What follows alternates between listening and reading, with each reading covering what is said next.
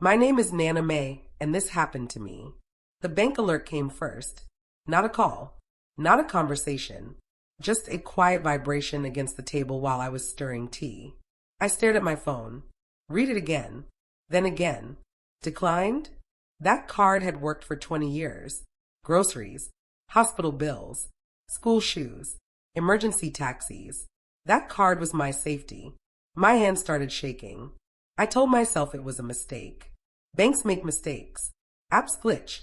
But then another message arrived. Photos started flooding in. A white dress, gold jewelry, smiling faces.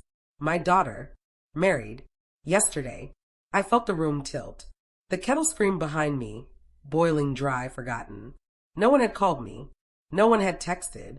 I scrolled, and scrolled, and that's when I saw it. A comment under one of the photos. Couldn't have done this without Mom's blessing, red heart. Mom, not me. My throat closed.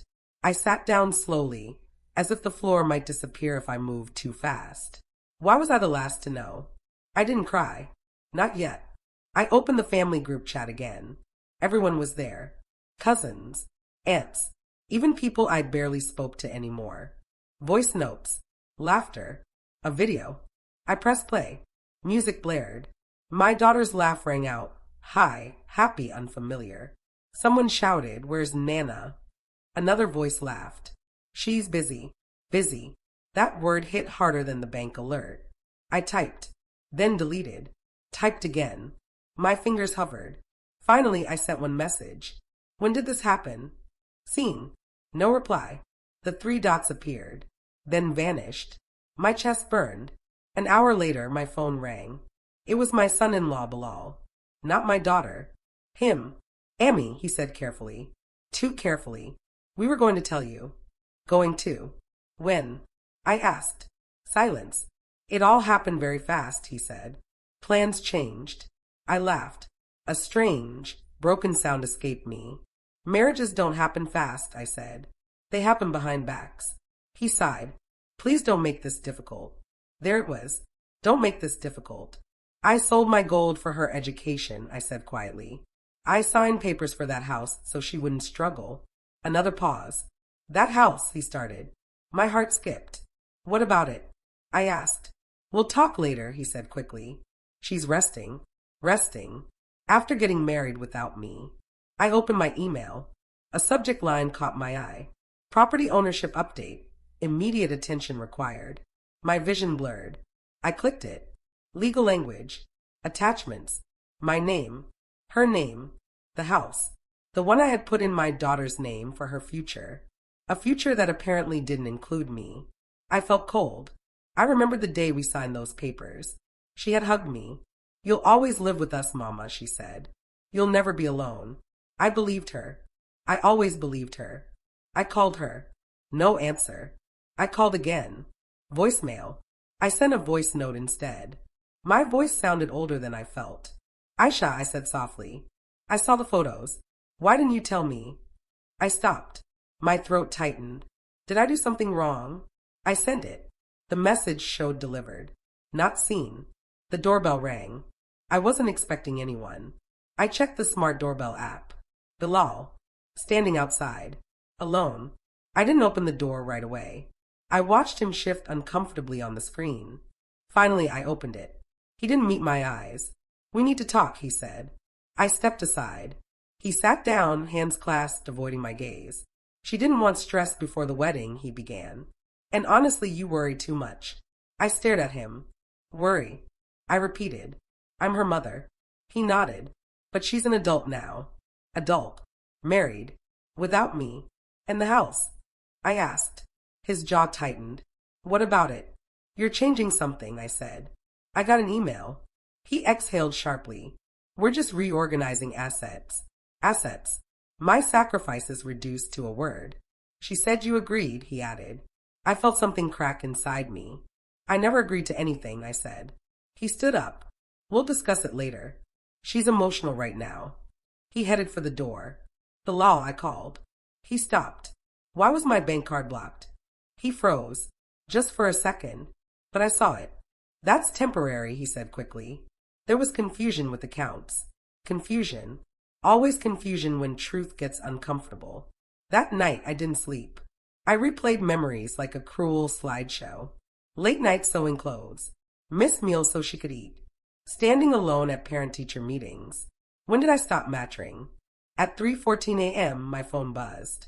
A WhatsApp voice note. From my daughter. I pressed play.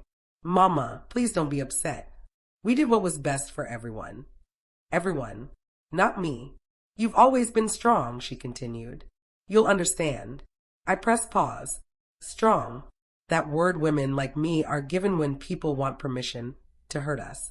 The next morning, I went to the bank. The teller looked uncomfortable. I'm sorry, ma'am, she said. Your access was modified yesterday. By whom? I asked. She hesitated. An authorized family member. My stomach dropped. I am the account holder, I said. She nodded. Yes, but there's a linked authorization. Linked. Like a chain I didn't know I was wearing. She slid a document across the counter. A signature. Not mine. My daughter's. My hands trembled. That's not possible, I whispered. The teller lowered her voice. Ma'am. There was a power of attorney uploaded digitally. Digitally. I hadn't signed anything. I hadn't even known. I walked out of the bank feeling hollow. Outside, my phone rang again. This time, it was a number I didn't recognize. Mrs. May, a man said. This is from the legal office regarding the property transfer. My breath caught. Yes, there's been a request to sell the house. Sell. The word echoed. The house is scheduled for valuation this week. I leaned against the wall. Who requested this? I asked. A pause. Your daughter and her husband. The world went quiet. I need to know something, I said slowly. Did I sign anything?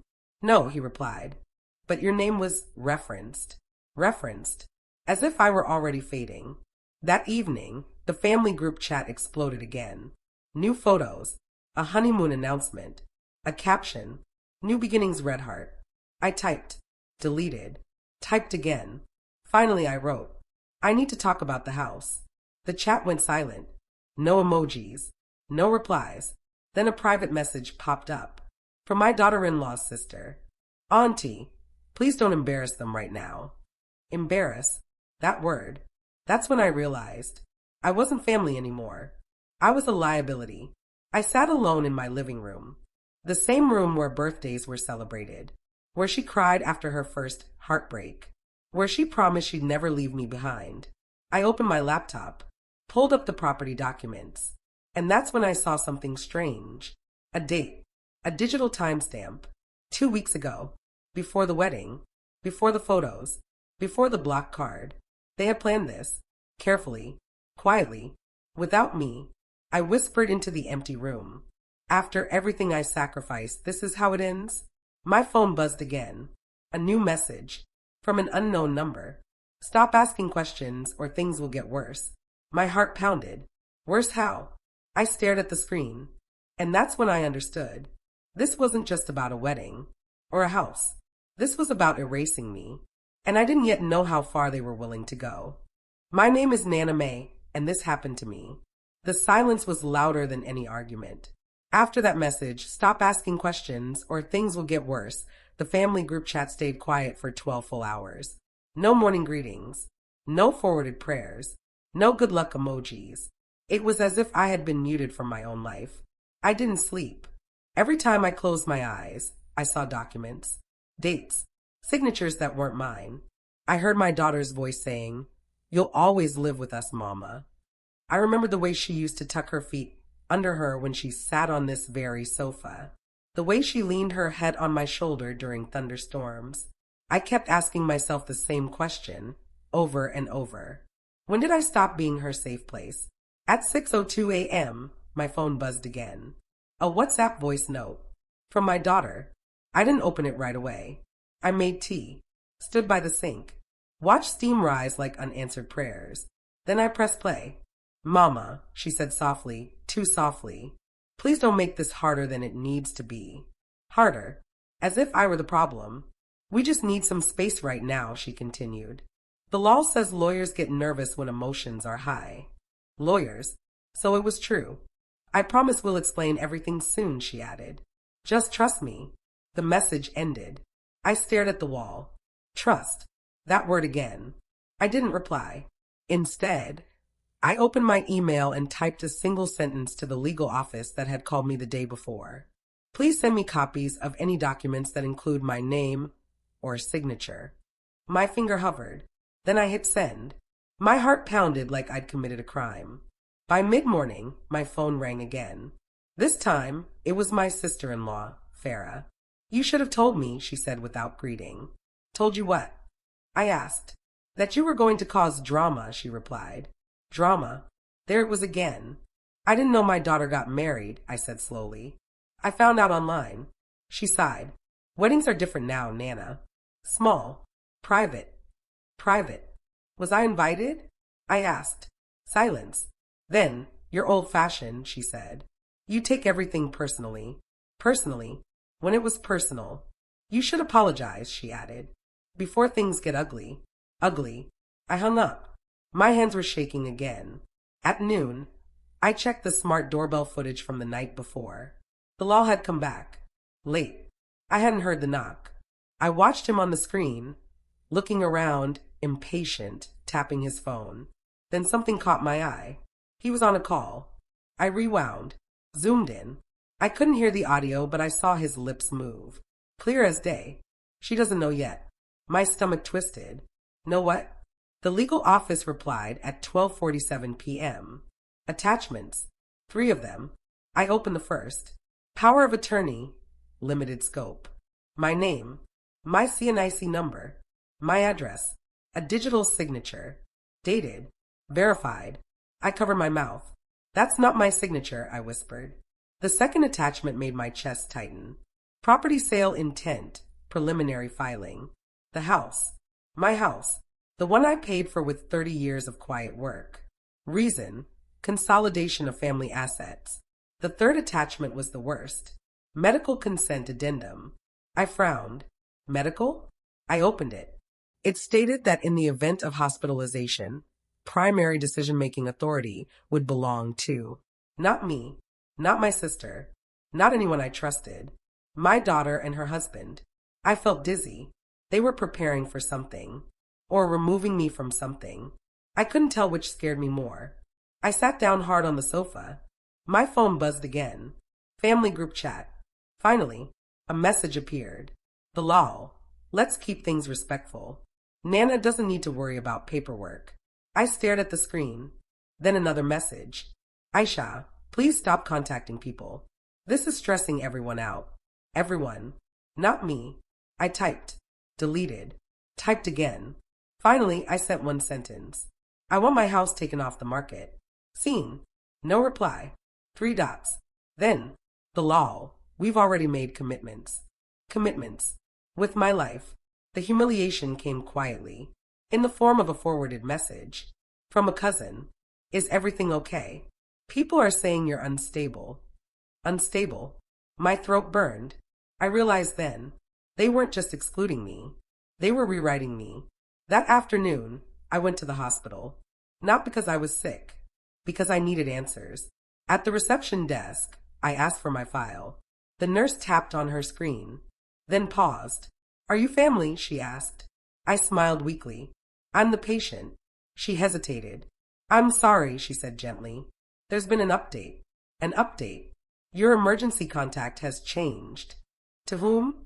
She read it. My daughter. And her husband. And you're listed as, she lowered her voice, secondary. Secondary. I felt small. Invisible. Replaceable. I thanked her and walked out before she could see my tears. In the parking lot, my phone rang again. Unknown number. I answered. Nana May, a woman asked. Yes. This is Sanaa, the real estate agent handling the property. My chest tightened. I just wanted to confirm access for tomorrow's inspection. Inspection? Tomorrow. I didn't authorize anything, I said. There was a pause. Oh, she said carefully. I was told everything was settled. By whom? The owners, she replied. Owners. Plural. I closed my eyes. I'll call you back, I said. That evening, my daughter finally came. She didn't knock. She used her key, the one I gave her years ago. She walked in, avoiding my eyes. We stood there, mother and daughter. Strangers. Why are you doing this? I asked quietly. She crossed her arms. Because you don't listen. I laughed softly. I raised you alone, I said. I listened to every breath you took. She looked away. You make everything about sacrifice, she snapped. That's exhausting. Exhausting. My sacrifices were tiring her. You sold the house, I said. She stiffened. We're reinvesting, she corrected. In whose name? I asked. She didn't answer. That was the answer. I sat down. My knees felt weak. You blocked my bank card, I said. She sighed. That was Bilal's idea. Always someone else's idea. You changed my hospital consent, I said. She looked uncomfortable. It's just precautionary. Precautionary. Are you planning something I don't know about? I asked. Her eyes flicked to the door. Then back to me. No, she said too quickly. I nodded slowly. That's when I knew. There was a secret. And it was bigger than the house. She left without hugging me. Without saying goodbye. I locked the door behind her. For the first time in years. That night, I opened a drawer I hadn't touched in a long time. Inside were old documents, receipts, letters, a will. My will. Written years ago. Never updated. Never digital. Paper. Ink. Witnessed. I held it in my hands. And for the first time since this began, I didn't feel weak. I felt alert. I whispered to myself, they think I don't know anything. My phone buzzed again. A new email. From the legal office. Subject line. Correction required. Signature verification issue. My heart skipped. I opened it. And that's where everything changed. My name is Nana May, and this happened to me. The email sat in my inbox like a ticking bomb. Correction required. Signature verification issue. I stared at it. My hands trembled. Signature verification? I had already seen the property sale papers, the hospital consent form, the blocked bank card, all digital, all authorized, all forged, or so I suspected.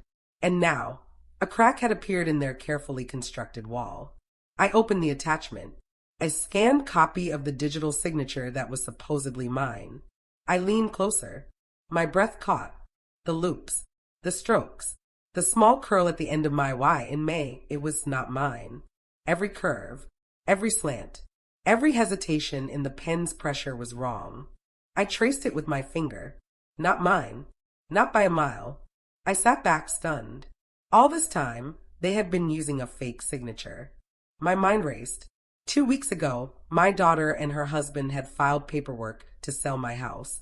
They had updated the hospital consent forms. They had blocked my bank card. And now they had faked my signature to make it look legal. I felt dizzy. I wanted to scream, but I didn't. I sat there in silence. I wanted to scream, but I didn't. I wanted to call the police, but I didn't.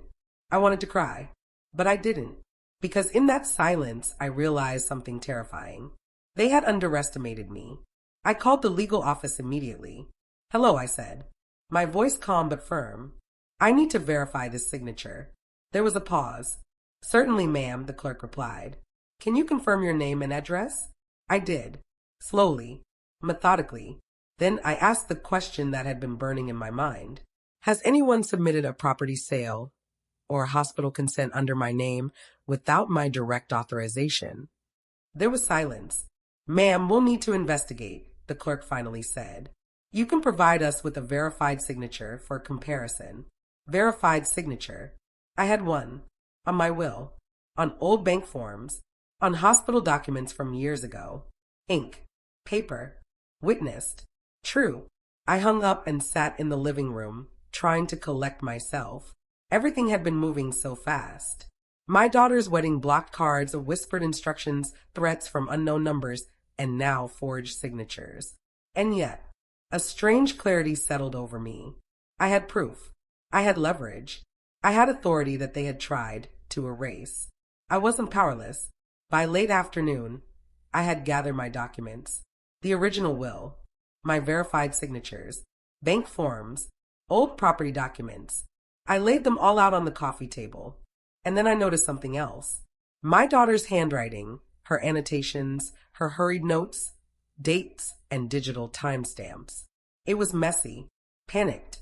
Almost too obvious. I smiled faintly. They thought they could hide everything digitally. They hadn't considered human error, or my own memory of handwriting. I called a notary I had trusted for decades.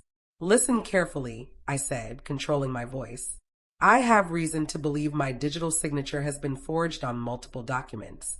I need you to verify the authenticity and help me take immediate action. There was a pause. Of course, ma'am. Come in this afternoon. I hung up and sank back in my chair. For the first time in days, I felt a flicker of power. That evening, my daughter appeared at the door. I had not called her. She had not texted. She just came. She smiled too brightly, too carefully. Hi, Mama, she said. Can we talk? I motioned her inside. We sat across from each other. The tension was palpable. I know everything, I said softly. All the block cards, the hospital forms, the house papers, the forged signatures. She froze. Her smile faltered. I don't know what you mean, she whispered. I leaned forward.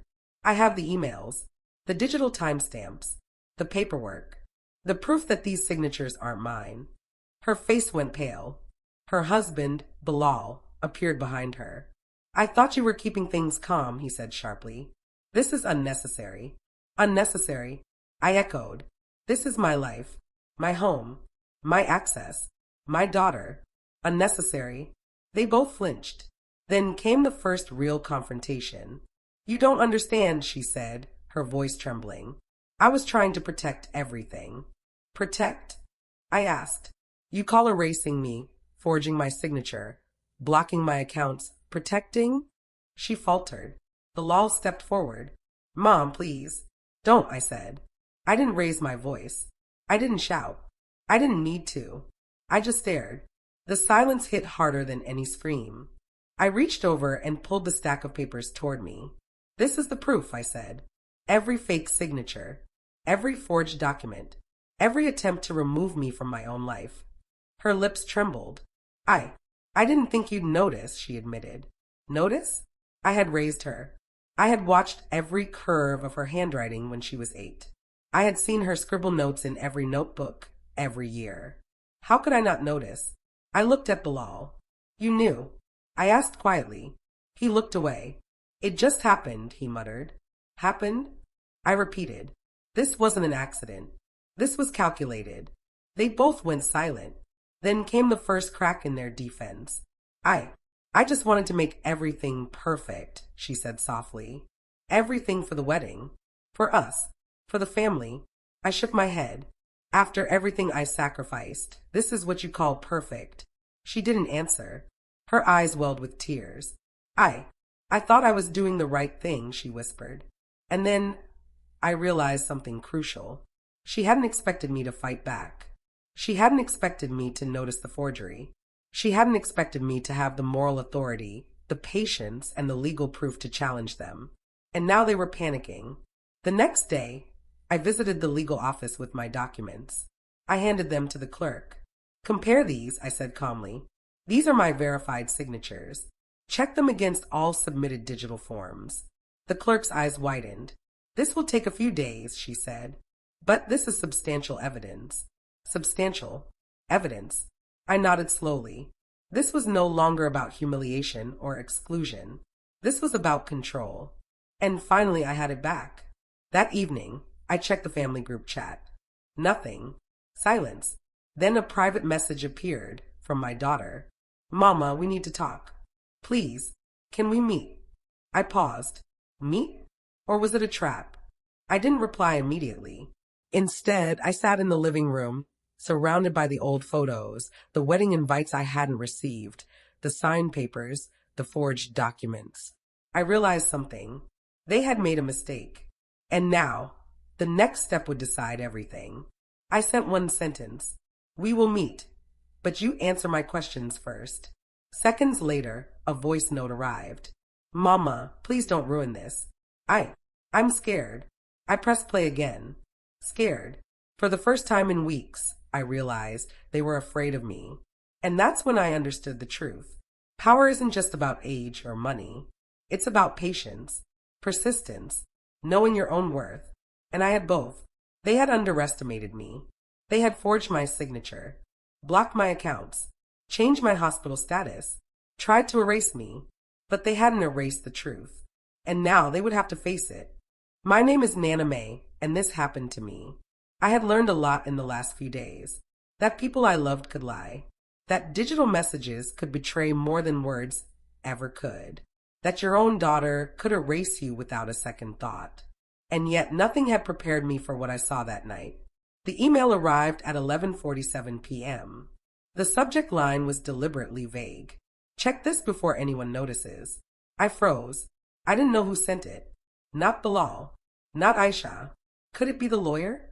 Or someone trying to warn me? I hesitated. A single mistake, and I could escalate a conflict I wasn't ready for. But the curiosity, the gut-wrenching need to know, overpowered caution. I clicked it. The attachment was a video file. Smart doorbell footage. The timestamp, 3:32 p.m., 2 days ago. I pressed play. The image was grainy but clear enough. A shadow appeared near my daughter's front door. A man carried a thick stack of papers. He knocked lightly, then whispered something to someone inside. I leaned closer. Then I saw her hand appear. Aisha, my daughter. Her handwriting on those papers matched the forged signature from the house documents. I swallowed hard. She opened the door, whispered again, and took the papers. I froze. It wasn't just the signature. It was the secrecy, the planning, the deliberate intention to remove me from my own life. I felt a surge of anger. My hand shook. I wanted to scream, but I didn't. I had learned my lesson about letting emotion control me. I pressed pause, breathed, watched it again. I grabbed my phone. I called Bilal. He answered after 2 rings. Nana. His voice careful, too careful. We need to. I saw the video, I interrupted. The one sent to my email. A long silence. What video, he asked, trying to sound casual. The one from your door. The one with the papers. Don't act like I'm imagining it. Another pause. Look, Mama, he said finally, voice low. It's complicated. Complicated. I laughed softly. No, it's not complicated. It's betrayal. It's planning. It's deliberate. He cleared his throat. I didn't think you'd see it. I smiled faintly. That's the problem with underestimating me. Later, I replayed the video a dozen times. Each frame etched itself into my mind. The way she avoided my gaze. The careful way she hid the documents. The quietness of someone who knows she's doing something wrong. It was humiliating, because even in my own home, they had decided I didn't deserve to know. I remembered all the times I had stayed silent, all the sacrifices I had made, so she could live comfortably. And now I realized silence only gave them more power. The next morning, I called the legal office again. I have evidence of fraudulent signatures and secret document transfers, I said calmly. I want to schedule a meeting immediately. The clerk hesitated. This is unusual, ma'am. But with the video you have and your verified signatures. I interrupted. Set it up today. I need answers. By noon, the meeting was scheduled. I prepared. Every document, every email, every screenshot, even the video on a flash drive. I was ready, not for revenge, not for anger, but for truth. At the legal office, I met with a lawyer named Mr. Qureshi. He was calm, professional, and patient. Ma'am, he said, reviewing the documents, this is serious. Forged digital signatures, unauthorized document submission, potential property fraud, hospital consent forms updated without your permission. You have more than enough evidence to challenge all of this. I nodded. I just want what's right, I said softly. And what's fair, he added. Not just for you, but to prevent future abuse. We started drafting a legal challenge. Every clause, every demand, every verification process. I sat quietly, watching Mr. Qureshi type, but my mind wandered. I thought about the humiliation I had suffered, the whispered messages, the threats, the way my daughter had told me I was overreacting, that I was old-fashioned and emotional. And yet, here I was, building a case that could stop them in their tracks. Back home, my daughter called. Mama, please, she said softly. Let's not make this worse than it has to be. I didn't answer immediately. I let the phone ring. Then I sent one sentence in a WhatsApp message. I saw everything, and I am not silent anymore. No emojis, no smileys, just truth. Hours later, my phone buzzed again. This time, an unknown number. A voice note.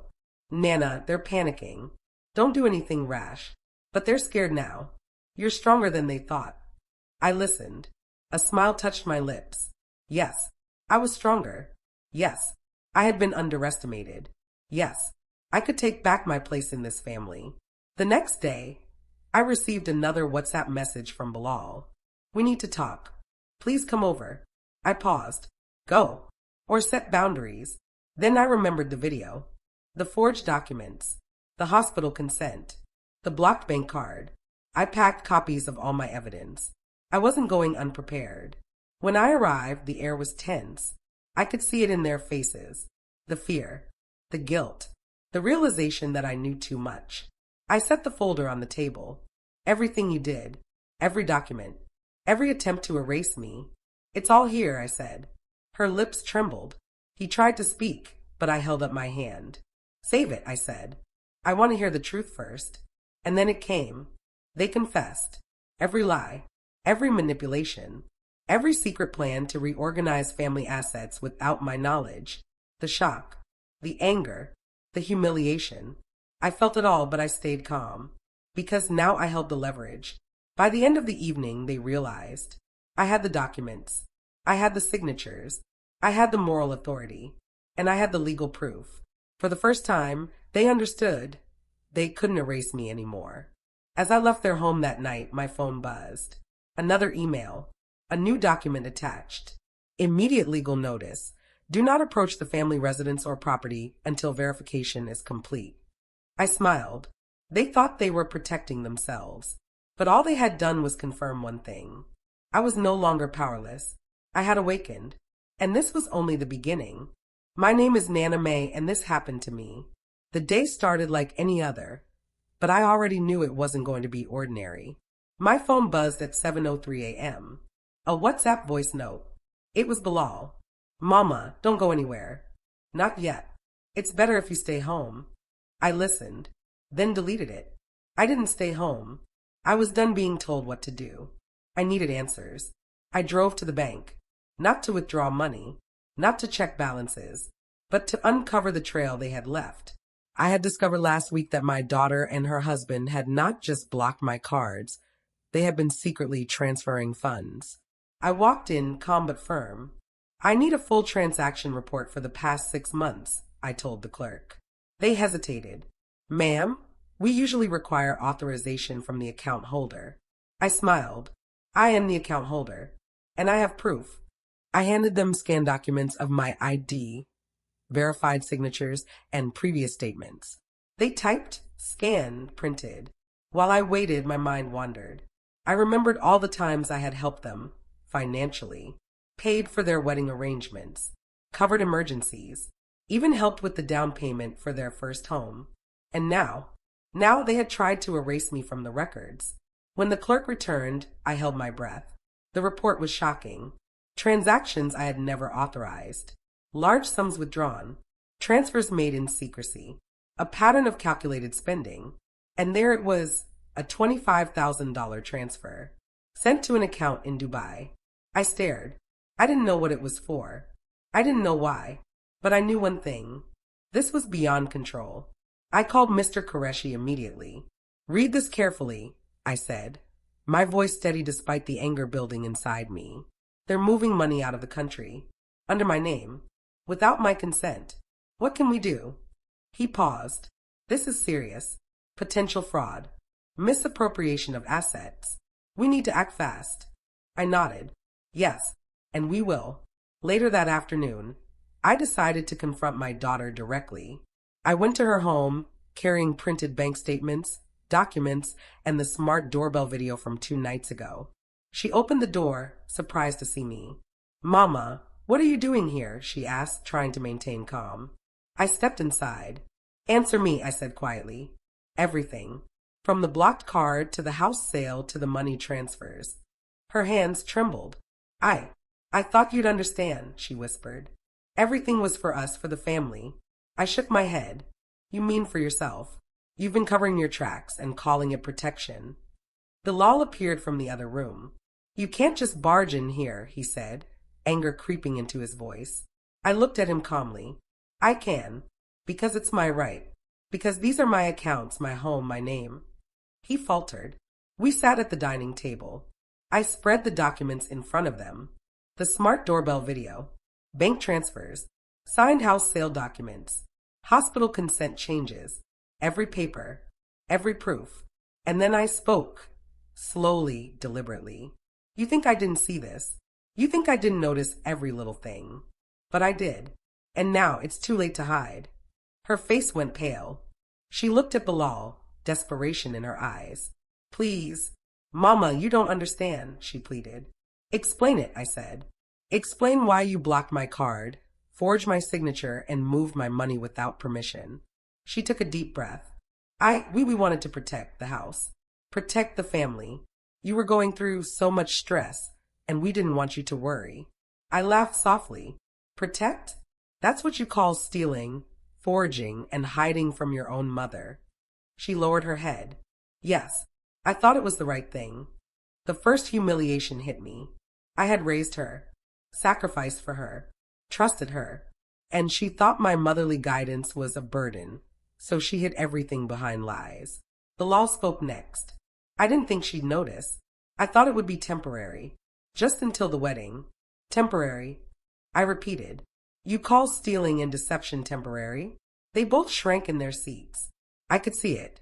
Their realization that I was no longer naive, that I could see everything now, that I could and would challenge them. I paused.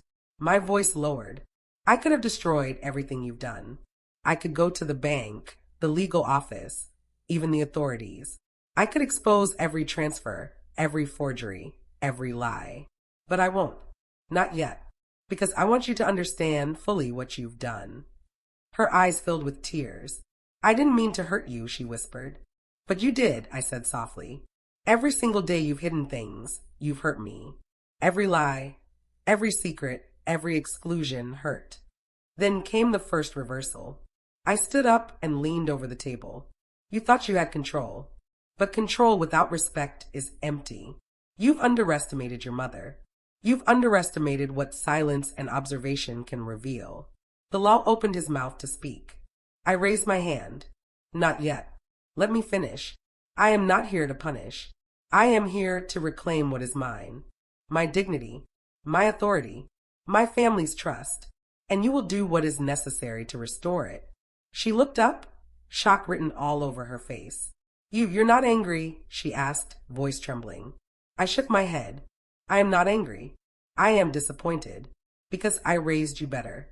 And I see now how easily you can forget the values I tried to teach. Humiliation. I let it linger. The silence in the room was suffocating. Then came the second shock. Bilal's phone buzzed. He glanced at it. A notification from the bank. Flagged transaction alert. $25,000 transferred without authorization. He paled. I didn't. I know, I said. And now everyone else will too if this isn't fixed immediately. The realization hit them both. They had not only deceived me, they had exposed themselves. By evening, I had secured my first victory. The bank froze all unauthorized transactions. The legal office acknowledged the forged signatures. The smart doorbell video was saved as evidence. They thought they were manipulating the situation, but all they had done was accelerate my return to power. I went home, exhausted but determined. I sat alone in the living room, replaying the day in my mind. Every whisper, every lie, every trembling face. And I realized something important. I was no longer just a mother. I was a force, an authority, someone who could no longer be ignored. That night, as I prepared for bed, my phone buzzed one last time. A WhatsApp message. It was from an unknown number. Text only. Mama, they're hiding something bigger than the money. Check the files they left in the safe. Before anyone notices. I froze. The safe. I hadn't thought about the safe. And that's when I realized there was more. Much more. And I needed to know. My name is Nana May, and this happened to me. I stood in front of the old study. The safe was still there as if waiting for me. I hadn't used it in years. Not since my husband passed away. Not since the kids moved out. But now it felt alive. It hummed with secrets, with truths they had tried to hide. I knelt down, hands trembling slightly, and entered the combination. Click. The door swung open. Inside there were files, documents, a USB drive taped to a folder, and on top the note. For Mama, if she ever finds out. I picked up the note. Her handwriting. Careful. Almost innocent. But I knew better. I unfolded the folder and began sorting the contents. Bank statements. Contracts. Emails printed on paper. Even photos of my daughter meeting with Bilal's accountant in secret cafes. I swallowed hard.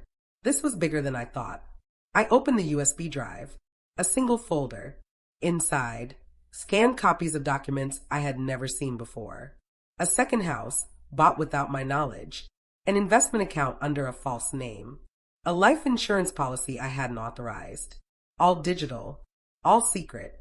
And at the center, a file labeled, "For Mama, truth about the wedding in the house." I hesitated. The curiosity burned inside me. I clicked it. It was a video. My daughter and Bilal in my living room without me. She was holding the same forged signature papers I had discovered weeks ago. Bilal was explaining the plan, how they would move the money, sell the house, and exclude me from every decision. I froze. Every word, every expression, every lie laid bare. I had felt anger before. But this was a storm. I watched the video again, this time paying attention to their reactions. Bilal looked nervous, sweating slightly. "I just hope she doesn't notice," he whispered. She laughed softly. "I've kept her distracted. She won't know until it's too late." I gritted my teeth. Too late? They had misjudged me. They had underestimated the one person who had raised them, sacrificed for them, and watched every little detail of their lives. I sat back and realized something crucial. This wasn't just about the house. It wasn't just about the money. It was about control, power, erasing me. And now I had everything to fight back. I called Mr. Qureshi immediately. "Prepare for escalation," I said. "They've gone further than I thought. They have hidden accounts, forged documents, and even secret property transfers. We need to act fast." He paused. "Ma'am, this is unprecedented. They're trying to erase you from your own family." I nodded. "Yes, and they underestimated me." The next day, I returned to the safe with new determination. I organized every document chronologically, every bank transaction, every house document, every email, even the old smart doorbell footage. By the time I finished, I had a full dossier. This wasn't just evidence. This was a story of betrayal, of secrecy, of a family that thought they could erase the matriarch. I sent a WhatsApp message to my daughter. "Meet me at the lawyer's office. Bring Bilal. I want all answers. No emojis, no softeners, just truth." Within minutes, a reply came. "Mama, we okay. We'll be there. Don't panic." Panic. Funny word. I wasn't panicking. I was planning. By late afternoon, we were all at the legal office. I laid the safe's contents on the table. The lawyer leaned forward. "This is extensive," he said. "Every forged signature, every unauthorized transaction, and now hidden assets. This is serious." I nodded. "Yes, and I want every action reversed, every transaction investigated, and I want transparency starting now." My daughter and Bilal looked stunned. She tried to explain. "Mama, we only did this because we thought you'd be upset if we handled it openly. We wanted to protect everyone." I shook my head. Protect? Protect by stealing, hiding, and forging? That's not protection. That's manipulation. Bilal spoke next. We didn't know how to manage this. Everything was so complicated." I cut him off. "You didn't know how to manage? Or you didn't care how it affected me?" The lawyer intervened. "Let's stay focused. We need to address the legal implications first. You have substantial proof of forgery and fraud, ma'am.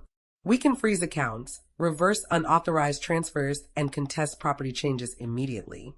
I felt a wave of relief. Finally, there was power on my side. We began the process. The bank accounts were frozen. Legal notices were sent.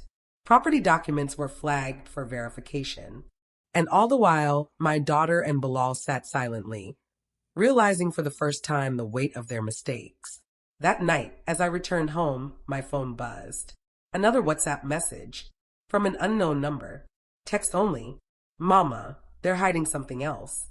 Something that could ruin them if revealed. Look in the old studies drawer under the floorboard. You'll find more. My heart raced. The old study. Another hiding place. I hadn't expected this, but I knew one thing. I was ready. I went to the old study, removed the rug, found the floorboard slightly lifted.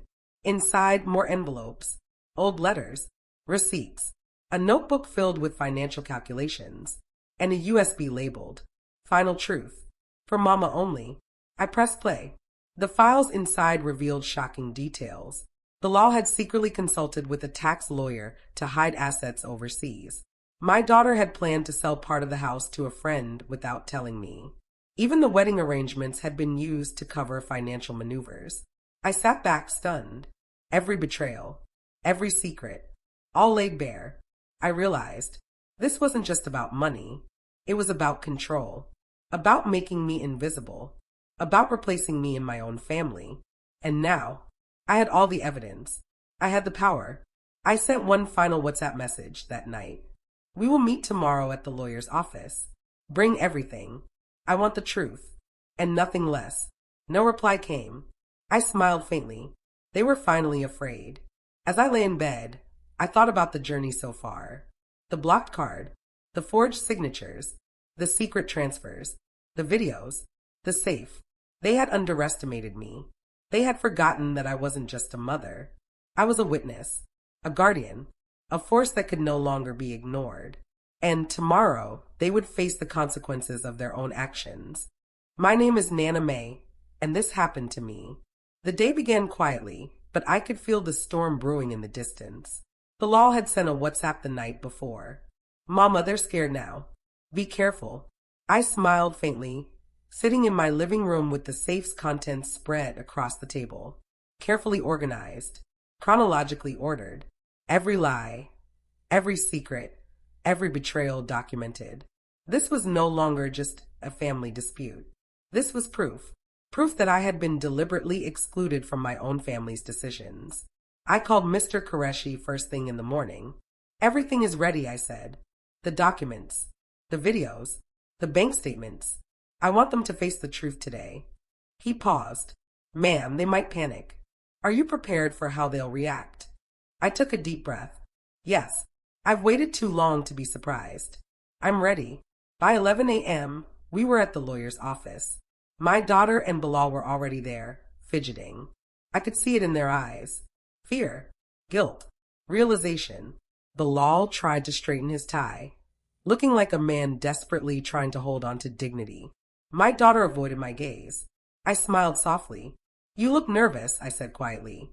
Do you know why? Her voice trembled. Mama, we can explain. I nodded slowly. Yes, that's what I came here for. Explain everything.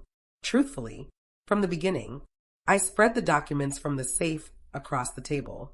Bank statements. House sale papers. Smart doorbell video. The USB drive. Receipts. Even the hidden letters. The lawyer leaned forward. This is extensive, he said. Every forged signature. Every unauthorized transfer. This is enough to contest the transactions legally and to protect your assets. I nodded. Yes, but first, I want the truth. My daughter began. I thought I was helping, she said. After everything you've gone through, I just wanted to protect the family, to prevent chaos. I shook my head. Protect? By forging my signature? By blocking my cards? By moving money without telling me? Bilal interjected, his voice trembling. We didn't mean to hurt you. We just thought it was temporary. Just until things settled. I stood, hands firmly on the table. Temporary? Temporary is stealing from your mother?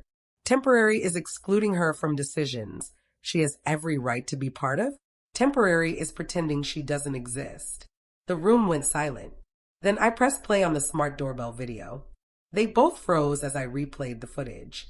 The grainy images of them exchanging papers in secret, whispering, hiding. I paused the video and looked at them. You thought I wouldn't notice. You thought I wouldn't see everything. Her lips quivered. We didn't think you'd find out. I found out, I said. And now you need to face the consequences. Bilal tried to speak. We can fix this. I held up a hand. Not yet. Let me finish. I turned to the lawyer. Start with the bank transactions. Freeze the unauthorized transfers immediately. Issue legal notices for every forged document. And begin the verification for the house sale. The lawyer nodded. Bilal paled. My daughter's hands trembled. For the first time, they realized. I wasn't going to be manipulated. I wasn't going to be ignored. I wasn't just a mother. I was a force. I continued. Do you remember the hospital consent forms you changed without telling me? The digital wills you updated in secret? The smart doorbell videos you deleted to hide your tracks? Her face drained of color. Bilal opened his mouth, then closed it. I spoke softly, deliberately. I have everything. Every little thing you tried to hide. And now it's time for the truth. She took a shaky breath.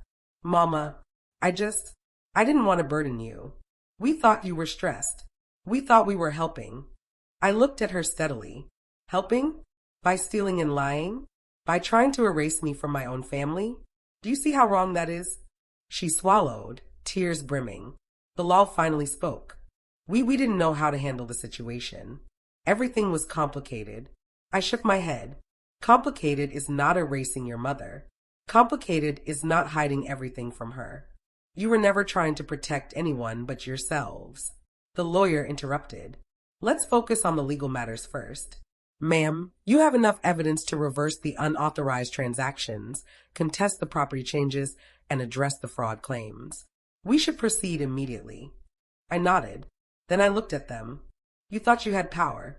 But power without respect is empty. You've underestimated me. And now you're going to see what happens when the one you tried to erase stands tall. We spent the next 2 hours going through every detail. Bank transactions reversed. Unauthorized transfers frozen. Property documents flagged. Digital wills verified and corrected. All the while, my daughter and Bilal sat silently, realizing for the first time how thoroughly they had been caught. Humiliation, shock, fear, all mixed into one thick, heavy silence. I finally leaned back, exhausted but composed. I realized something important. This was more than legal leverage. It was moral authority. It was dignity restored. It was showing them that betrayal, no matter how cleverly hidden, could never erase the truth. By evening, I returned home, carrying copies of the documents, the USB, and a new sense of power. I sat alone in the living room, reflecting on the day. Every lie, every secret, every betrayal. I had confronted them all. And yet, I knew this wasn't over. That night, my phone buzzed with a WhatsApp message. Unknown number. Mama, they are desperate now. They are hiding something even bigger. Check the old attic. Look for the box under the loose floorboard. My heart raced. The attic. A loose floorboard. Another hiding place. I whispered to myself, I need to know what happens next. I rose from the couch, flashlight in hand. The attic was cold, dusty, and silent. I lifted the rug. The floorboard was loose. Beneath it, a small wooden box. Inside, more documents, receipts, contracts, even a second USB, and a final note in her handwriting. For Mama, if she ever discovers everything. I realized something terrifying. They had thought they could hide it all. They had thought they were safe. But every secret, every betrayal, every manipulation had led me here. And I was ready. My name is Nana May, and this happened to me. It was past midnight when I finally sat at the desk with the second USB. My hands trembled slightly. Not from fear. Not exactly. From anticipation. I had uncovered so much already. Block cards, forged signatures, hidden transfers, house sales, smart doorbell footage, hidden safe documents. But this USB promised the biggest secret. It was my daughter and Bilal again, sitting in the living room, whispering. But this time, the camera angle was different. They didn't know it was recording. The law was holding a stack of documents. They'll never know about the offshore account, he whispered. It's completely hidden. Mama will never see it. She laughed quietly. And the house sale? Nobody can contest that. Not with the digital signatures I forged. My stomach dropped. They had planned everything meticulously. Every transfer, every document, every lie.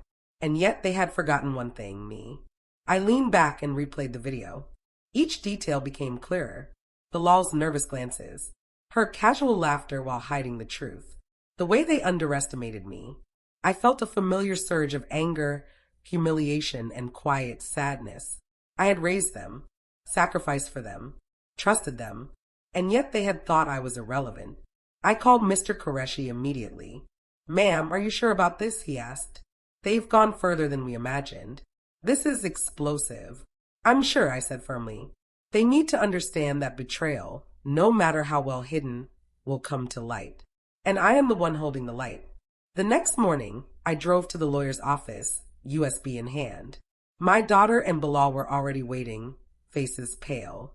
I could see the panic, the humiliation, the realization that I now held absolute power in this confrontation.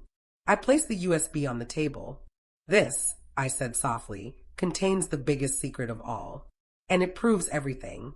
Every lie, every forgery, every hidden transaction, every attempt to erase me from my own family. She swallowed. The law fidgeted with his tie. I leaned forward, voice steady. You thought you were clever. But cleverness without respect is nothing. And now you will face the consequences. The lawyer opened the files. He raised his eyebrows. This is comprehensive. Even international transfers, offshore accounts. They've tried to hide everything from you. I nodded. Yes, but hiding it doesn't erase it. My daughter finally spoke, voice trembling. Mama, I didn't think you'd see this. I thought we were protecting you. I shook my head. Protecting me? By stealing, hiding, and manipulating? Protecting me? You've humiliated me, excluded me, and undermined me. The law tried to interject. I held up a hand. Not now. Let me finish. I turned to the lawyer. Start with the bank. Freeze everything unauthorized immediately. Check the offshore accounts. Verify the property transactions. And I want full access to all digital communications. Now, the lawyer nodded. As the office buzzed with activity, I noticed the first cracks of panic in their faces. They had always thought I was quiet, patient, but never dangerous. Now, I was both patient and powerful. I continued. You've underestimated the one person who raised you. The one person who watched, listened, and observed. The one person who never needed to speak to know everything. Tears welled in her eyes. I didn't mean. I just wanted to. Stop, I said softly. You wanted control. And control without honesty is betrayal. Then came the humiliation moment. I played one of the WhatsApp voice notes from the USB. Her voice, whispering to Bilal, don't tell her anything. She'll never notice until it's too late. Bilal responded nervously. I hope she doesn't find out. I paused the audio. That's when I realized they had no idea who they were dealing with. I stood. The room went silent. You've hidden secrets. Forged my signature. Transferred my money. Sold property. And now, you thought the biggest secret would stay hidden. But it won't. Bilal finally spoke, voice shaking. Mama, we didn't know it would go this far. We thought we were helping. I shook my head. Helping? By stealing and lying? By trying to erase your mother from her own life? You've made a huge mistake. The lawyer interjected. Legally, ma'am, you have all the leverage. We can contest every unauthorized action. And we can expose the offshore accounts. I nodded. Yes, but this is not just about money. It's about respect. It's about authority. It's about family. I looked at them both. You thought you could erase me, but I'm still here. And I'm stronger than you realize. Her hands trembled. The law's face drained of color. For the first time, they saw the full weight of their mistakes. Humiliation, fear, shock. The lawyer turned to me. This is the first step. Next, we gather witness statements and legal evidence for the forged signatures. And we can begin reversing transactions immediately. I nodded. Yes, do everything. That night, I returned home, exhausted but satisfied. I spread the USB contents across my desk, reviewing each document. And then my phone buzzed. A WhatsApp from an unknown number. Mama, they are desperate now. They are hiding one more thing. Check the safe in your daughter's old room. You'll find the final proof. My heart raced. The safe. The final proof. I whispered, I need to know what happens next. I went upstairs to her old room. The safe sat quietly in the corner. I knelt and opened it. Inside, more documents. A letter. A USB labeled, Mama, the ultimate truth. I took a deep breath and clicked play. And what I saw made my blood run cold. Cliffhanger ending of Chapter 8. The video showed a secret meeting with lawyers and accountants planning to hide assets internationally, including the house and bank accounts. And then a single line from my daughter. Mama will never know if we finish this before she sees the evidence. I whispered into the darkness. I need to know what happens next. My name is Nana May, and this happened to me. The moment had finally arrived. After weeks of lies, secret transfers, blocked cards, and hidden houses, I was ready to confront my daughter and Bilal. But it wasn't just a confrontation. It was a reversal, a reclamation of dignity, a reclaiming of authority I had never lost, even when they tried to erase me. I arrived at the lawyer's office that morning with all the evidence. The original safe documents. The first USB with hidden transfers. The second USB with the biggest secret. Smart doorbell videos. WhatsApp voice notes. Printed copies of every bank transaction. I spread everything on the table. The lawyer, Mr. Qureshi, leaned back, visibly impressed. This is unprecedented, he said. You have everything, ma'am. Every forgery. Every hidden transaction. Every attempt to erase you. Legally, you hold all the leverage. I nodded. Yes, but leverage alone isn't enough. I want them to understand what they did. Emotionally, morally, socially. Minutes later, my daughter and Bilal walked in. Their faces were pale, eyes flicking nervously between me and the table full of evidence. She tried a faint smile. Mama, we can talk? I didn't move. I let the silence stretch. Every second an accusation, a judgment, a reminder that they had underestimated me for years. I leaned forward slowly. You thought I wouldn't notice, didn't you? The card, the signatures, the house sale, the bank transfers. You thought you could erase me from my own family. Bilal opened his mouth, then closed it. She swallowed, tears threatening to fall. I continued. I have everything.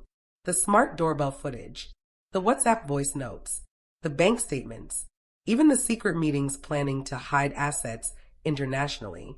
Every single lie, every single deception. The lawyer intervened. Legally, ma'am, this is a strong case. We can contest unauthorized transactions, reverse property sales, and freeze the offshore accounts. They're in serious jeopardy. I nodded slowly, letting the weight of the words sink in. But legal action isn't my goal right now, I said. It's understanding.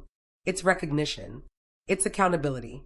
My daughter whispered, voice trembling. Mama, we were only trying to protect the family. I shook my head, voice low but firm. Protect? Protect by stealing, lying, forging, and hiding? By trying to make your mother invisible. Bilal tried to speak. I cut him off. Not now. Let me finish.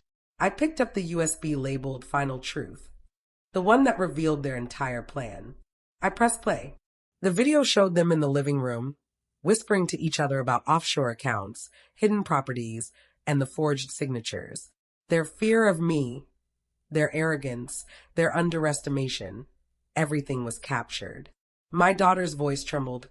Don't let Mama see this, she'll ruin everything. Bilal whispered, she'll never find out, not if we finish before she checks the safe. I paused the video and looked up.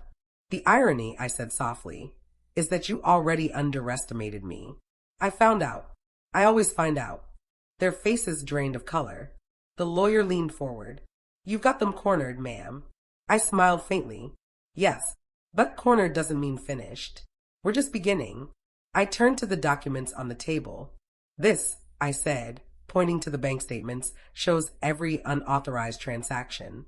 This holding up the house sale papers, shows the forged signatures. And this, pointing to the smart doorbell footage, shows your attempts to erase me, to hide everything from me. She covered her face with her hands. Bilal's fingers drummed nervously on the table. I continued, voice steady. And yet, you still call it protection? Then came the humiliation moment. I pulled up one of the WhatsApp voice notes where she had whispered, "Don't tell her anything. She'll never notice until it's too late." I played it aloud. Every word. Every lie. The room went silent. She looked like she might crumble. Bilal tried to speak, but his voice was small, almost inaudible. I leaned forward and said softly, "You thought hiding the truth would protect you. You thought I wouldn't find out. But secrets only work if the person you're trying to hide them from is weaker than you. I am not weaker. I never have been. And now it's time to face reality." The lawyer began taking action. Bank transactions reversed. Property documents flagged. Offshore accounts frozen. Digital wills corrected. And every time a legal step was confirmed, I saw their panic grow. I looked at my daughter. Tears and apologies won't erase the betrayal. You need to understand the weight of what you've done. And so does Bilal. She looked at me, voice barely above a whisper. "Mama, we didn't think." I shook my head. "No, you did think. You just didn't care about me." The room went quiet. Even the lawyer watched in awe. I realized something important. This confrontation wasn't just about money. It wasn't just about property. It was about respect. It was about family authority. It was about showing them that you cannot erase the one who raised you. I pulled out one final piece of evidence, the floorboard USB. "This," I said softly, "contains the ultimate truth. Your meetings with lawyers and accountants planning to hide assets. Even international transactions. Even my own daughter trying to manipulate reality." I plugged it in. The screen showed them plotting, whispering, trying to hide every move from me. Bilal swallowed hard. My daughter's hands trembled. The lawyer leaned forward. "You see," I said quietly, "you thought you were clever. But cleverness without respect is nothing. You've underestimated me for years. And now the reversal is complete." By the end of the day, every legal measure had been put in place. Accounts frozen. Documents corrected. Property flagged. Secrets exposed. But the most important part? I had reclaimed my authority. I had reclaimed my voice.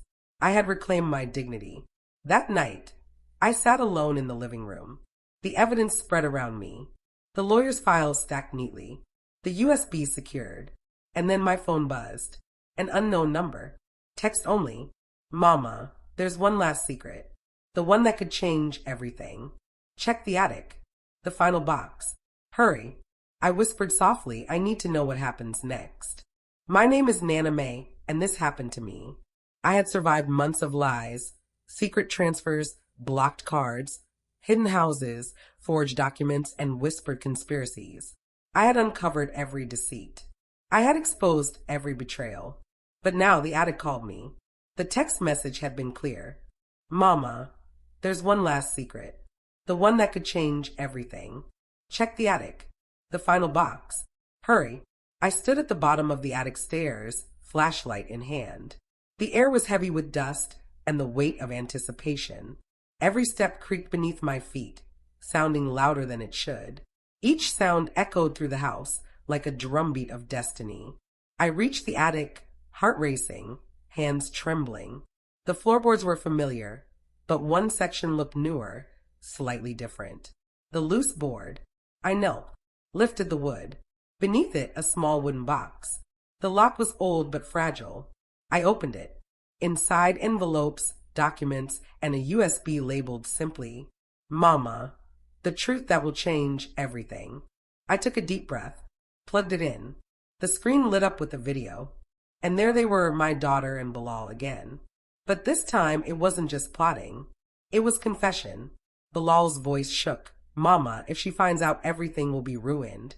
My daughter, whispering nervously, we had no choice. She wouldn't understand. And then my heart stopped.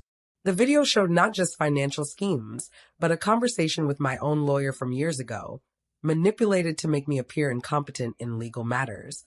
They had tried to undermine me even before I knew it, painting me as unreliable and irrelevant so they could seize control of the family assets without question. I felt a mix of rage, humiliation, and sorrow. I had always trusted them. I had sacrificed. I had stayed quiet. I had believed in family, and they had been plotting my erasure for years. I let the silence stretch.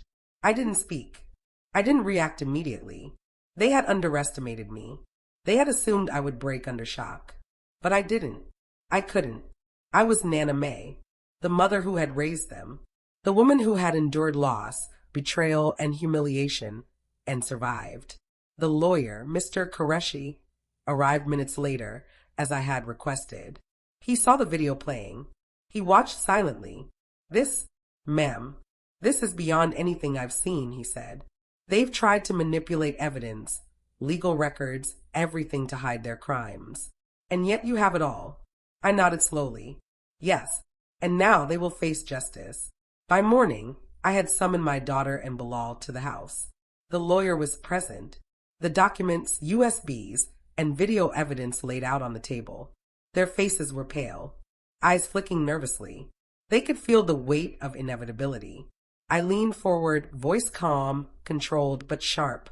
You thought you could erase me. You thought you could hide your betrayal. You thought you could manipulate the family and the law. But you forgot one thing. I am not someone you can erase. Bilal tried to speak. Mama, we didn't mean. I held up a hand. Not now. Let me finish. I turned to the lawyer. Present the evidence step by step. Show them everything. And he did. One by one, he displayed. Bank transfers reversed. Unauthorized property sales flagged. Offshore accounts frozen. WhatsApp voice notes exposed. Smart doorbell videos revealed. Forged signatures invalidated. My daughter and Bilal sat frozen. Humiliation. Shock. Fear. Every single manipulation they had attempted, exposed. Then came the ultimate shock. The video from the attic USB. The one that proved they had tried to manipulate my lawyer from years ago. My daughter's voice trembled. Mama, we didn't know it would go this far. I leaned forward slowly. Don't you see? It already has. And now you must face the consequences. Bilal's face was pale. I didn't think. I shook my head. No, you knew exactly what you were doing. And now it's time to take responsibility. The lawyer turned to them. Legally, you are exposed. Every attempt to forge, hide, or manipulate is on record. You will be accountable. And ma'am has every right to reclaim control of her family assets. I looked at them, voice steady. This isn't just about money. This isn't just about property. It's about respect. It's about trust. It's about family. You tried to erase me, but I am still here, and I am stronger than ever. I took a deep breath. Then I turned to my daughter. You wanted to protect the family. But protection without honesty is betrayal. Do you understand? She nodded, tears streaming down her face. I understand now, Mama. Bilal remained silent, staring at the table. I smiled faintly. Yes, now you understand. And that is the first step? We spent hours going through every document, every video, every message. By the evening, legal measures were in place. Frozen accounts, corrected property titles, invalidated digital wills, recorded confessions. And through it all, I felt vindication. I felt dignity restored. I felt authority regained. But even as I stood there, triumphant, I knew one truth. Family is never simple. Trust is fragile. And even after justice, there will always be scars. I looked at them quietly. Today, the truth came out. Tomorrow, we rebuild. But remember this. Lies may hide temporarily, but they always surface. And the ones who raise you never forget. That night, alone in my living room, I reflected. Every betrayal had been exposed. Every secret revealed. Every manipulation nullified. And yet, there was still one unresolved piece. My daughter whispered earlier in tears, Mama, there's one thing we never told you. One truth we hid because we thought you wouldn't forgive us. I sat silently holding my tea. The weight of that one last secret pressed on me. And I knew, this story isn't fully over. Not yet.